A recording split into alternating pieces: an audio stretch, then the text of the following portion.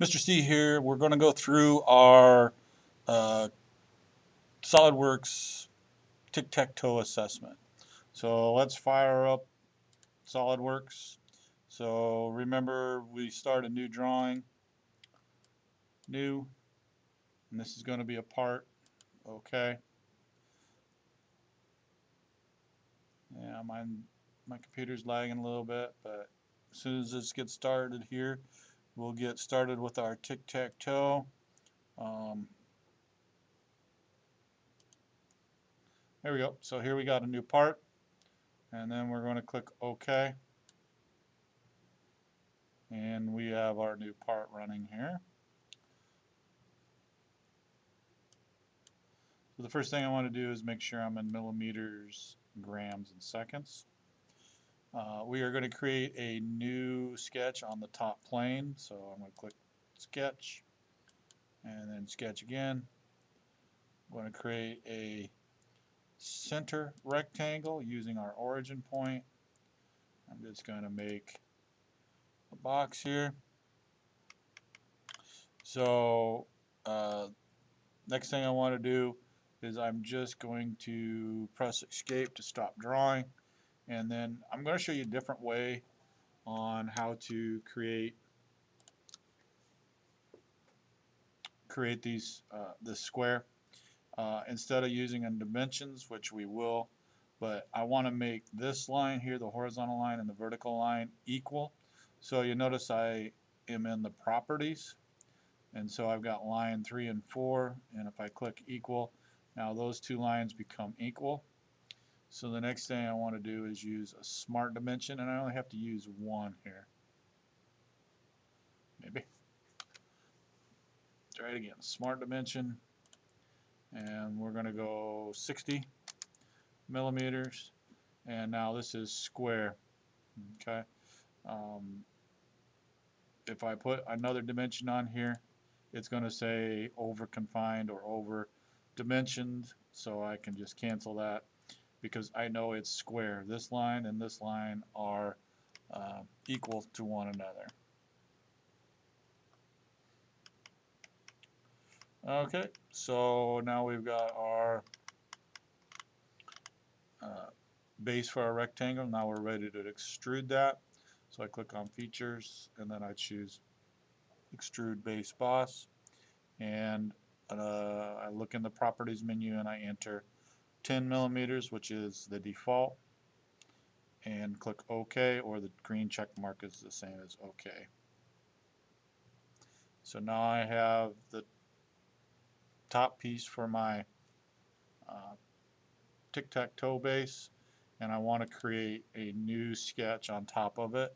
So I select the top plane, and then I'm going up to the view orientation window, and I want to choose normal to. So now I have that normal to view. So now I'm ready to draw another rectangle. So I click sketch, sketch again, and rectangle. And again, I'm just going to draw another rectangle. Draw it inside the rectangle here. And I want to also make that, whoops, I also want to make this 40.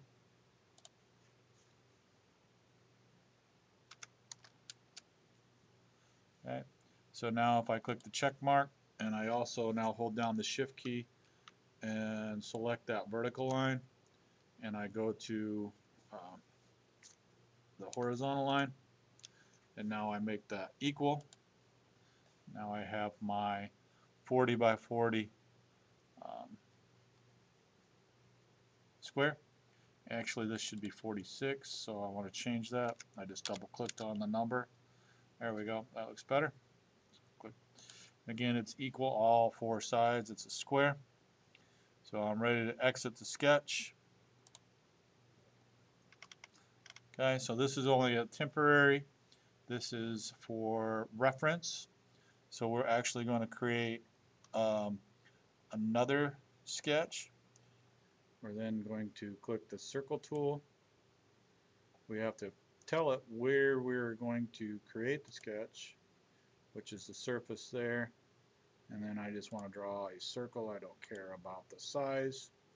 And I am going to dimension that to 8 millimeters diameter.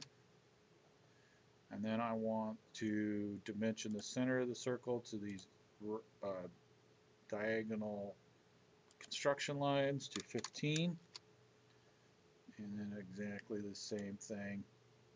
Even though that temporary square is on a different sketch, I can still reference that, and that places the circle into the desired position that we need. Now, the next thing we want to do is we want to change some of the fittings for our tolerance precision, because this is going to be made out of metal, and we're going to make it a fit. So we want to be able to put a cylinder in there, and that cylinder is going to have a diameter of D10, which is a type of bolt. So that's represented by the dimension. Excuse me. And then once I have that set to go, I can click the check mark. And now I'm ready to extrude cut that. So I'm going to exit the sketch. I'm going to go to Features, Extrude Cut.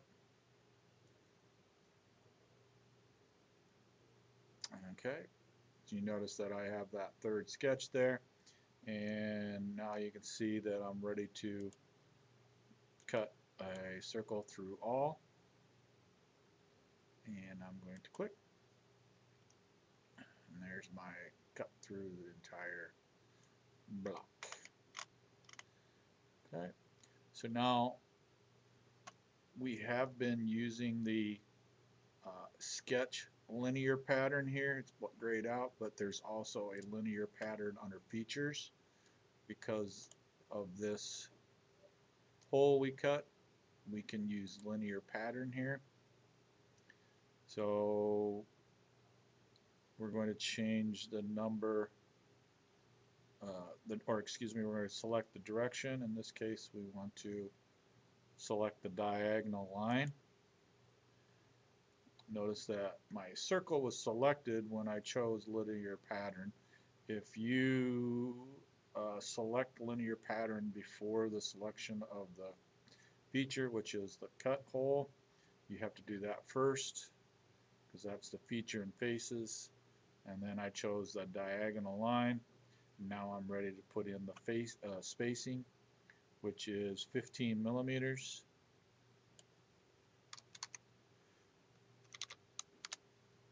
So there's that. Now for the second direction, I want it to go this direction, so now I'm going to click the diagonal line. And again, I want to make those 15 millimeters apart. And again, it's going to be 3. And there are our tic-tac-toe holes. And I can click the check mark. So there's our tic-tac-toe. So we have our tic-tac-toe holes cut into our tic-tac-toe base.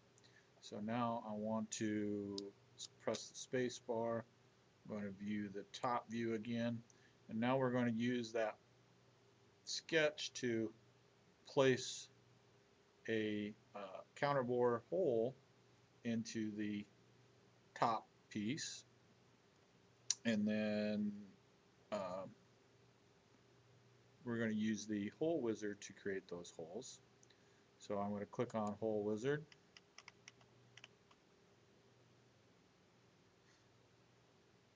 So I want to use the counter bore for our hole type. So I want to click on that and set the standard. And we're going to use ISO. And then we're going to use hex socket head. So I want to find hex socket head ISO 4762. The size is an M5. The fit or excuse me, the end condition is through all. So right there. And if any of these other options are checked, we want to clear them. We don't want anything checked in these options, specifically near side countersink. We want to make sure that that's unchecked. And then we're going to click the position tab. So now we've got all the settings, so we're ready to start set up the positions. Okay, so it says select the face. So I click on the face. That gives me an outline of my counterbore. So I can click on the corner of my sketch.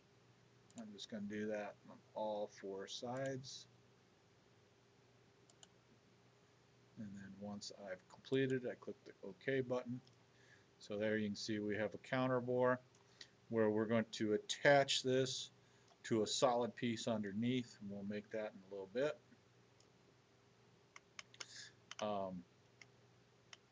Now, since we have this top part saved or completed, we're going to save it. So we'll have to File, Save, and then navigate to your network folder and save this as Slab. So this is for my 5th hour class, but it's for exploring tech. So I'd navigate to that folder and save it in my CAD folder under Solidworks, and then we're going to click Save. Okay.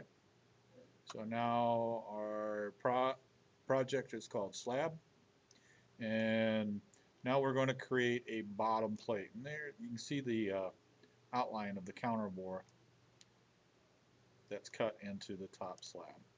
Okay. All right. So the next thing I want to do is I want to find the configuration manager.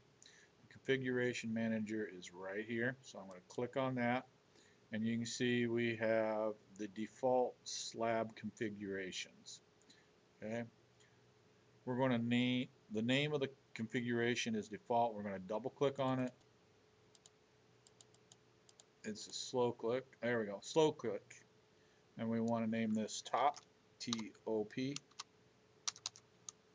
So this is the top of our slab. Okay.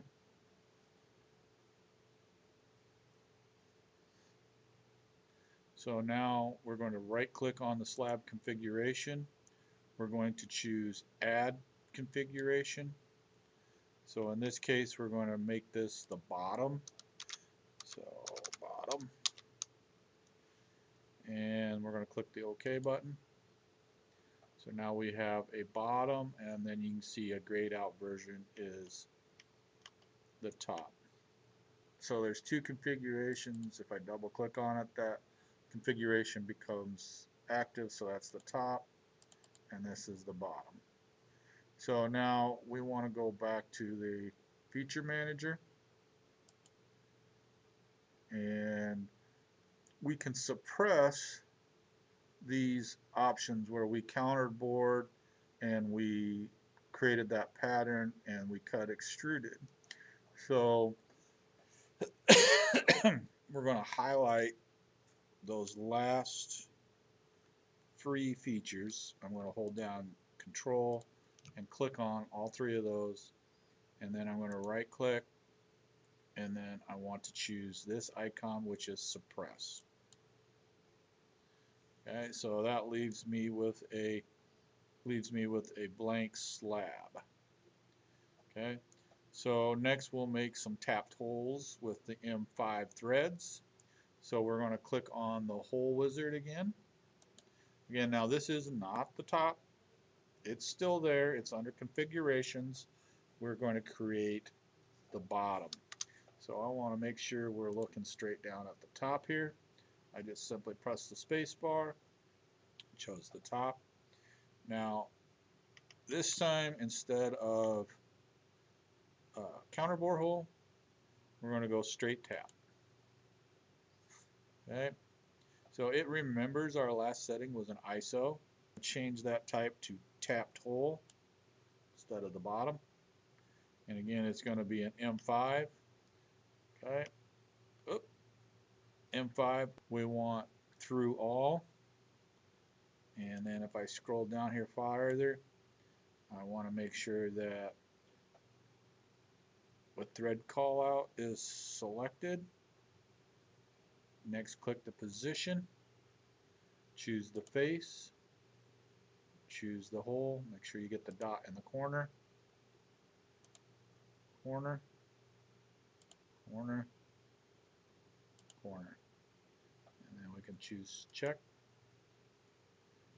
Alright, so there's our hole for the threads.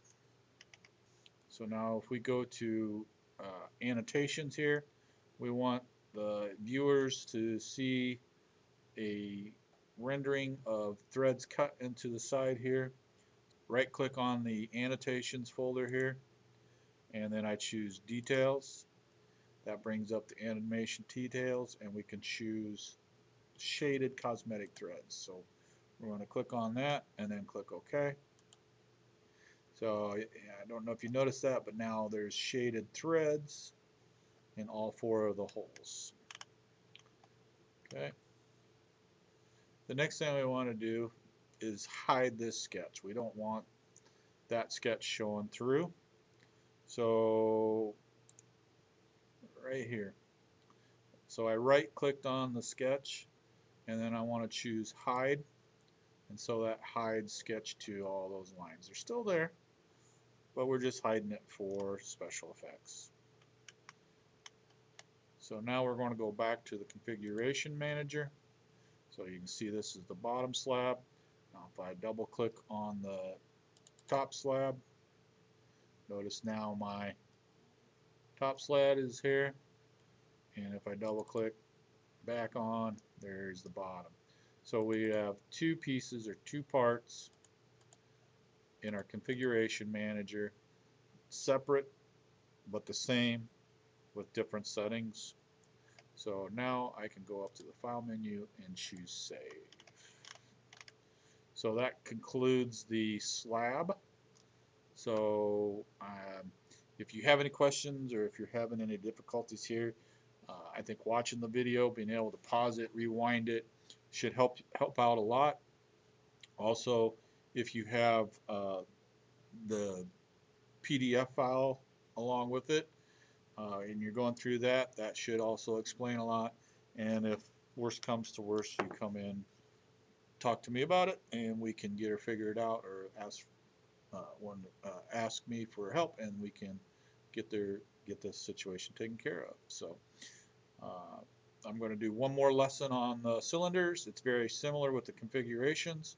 So I'm going to stop the video here and pick up a new one for the TicTacToe knots and crosses. Till then, this is Mr. C signing out.